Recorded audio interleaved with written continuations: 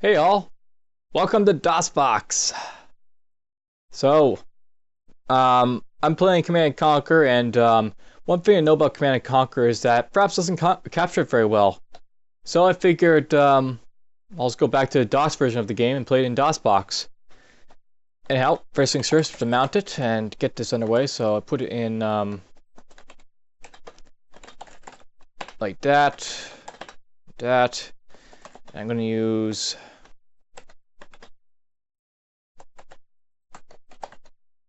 that. Alright, so let's get this underway.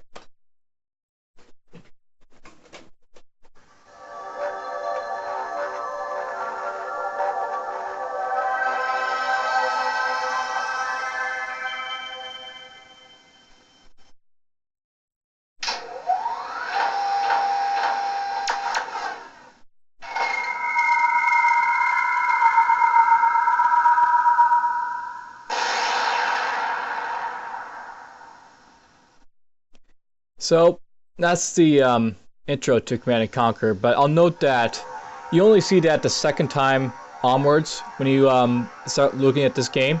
The first time you would have loaded this game, you would have seen the intro. So I figured, just for the first episode of my playlist for Command and Conquer, we're just going to jump in and show the intro because there's something special about it, and also show off the sneak peeks as well, just for the heck of it. The Grain Trade Center in Vienna was the 17th urban bombing in 4 weeks, blamed on Nod terrorists. The Security Commission remains in closed session tonight following Nod terrorist actions in Slovenia. At least your mother tipped well.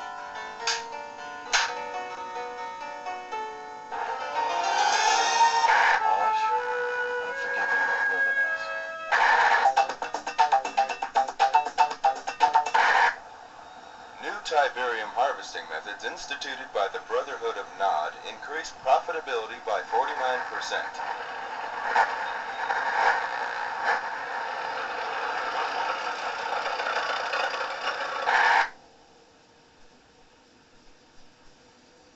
Nod Tiberium holdings now account for almost half of the world's known supply, giving the quasi-terrorist group incredible leverage in the London Gold Exchange.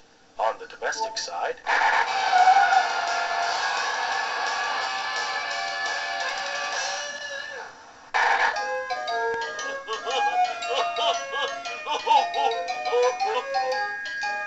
Cover of Tiberium ignored reporters at Hong Kong's Second World Tiberium Economic Impact Summit.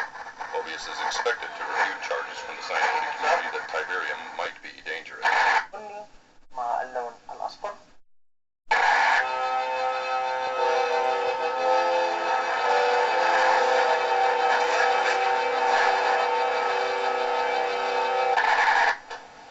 As the GDI forces take off in another non-assault, the free world holds its breath. This is Greg Burnett, WWN, somewhere in the Mediterranean.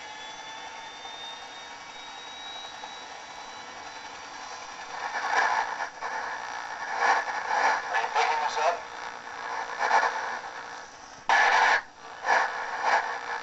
Deactivate your defense matrix.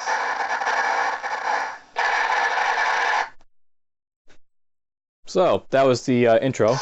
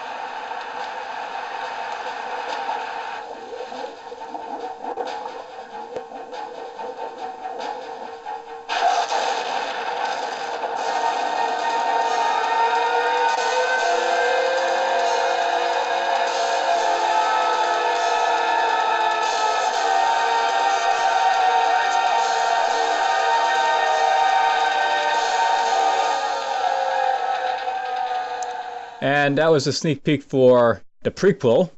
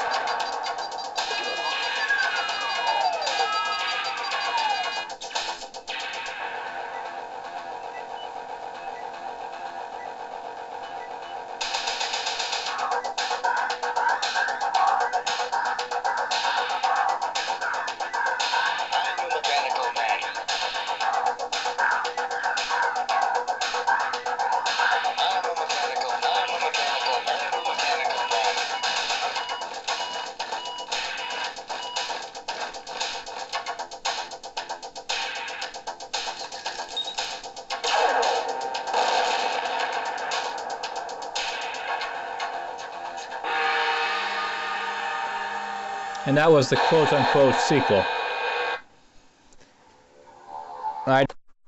Alright. So you just saw the intro and the sneak peek down here. And I just want to note that I want to show that like intro and sneak peek because it's actually fairly articulate about today's events. A little bit of history then. So back in the day, Westwood Studios down here, they were basically developing Dune 2, and they decided that they liked this sort of like game style like Dune 2 shown, and that they were going to make themselves like another one.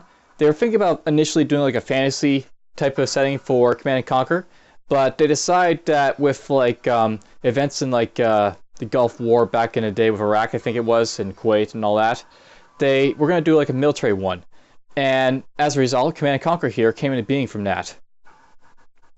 So they developed Command and Conquer, and they made this like video here in like the intro. And this intro video, it's actually kind of scary, but it's really, really a surreal way of like saying they kind of had some pretty damn good foresight about what's going to happen in the near future.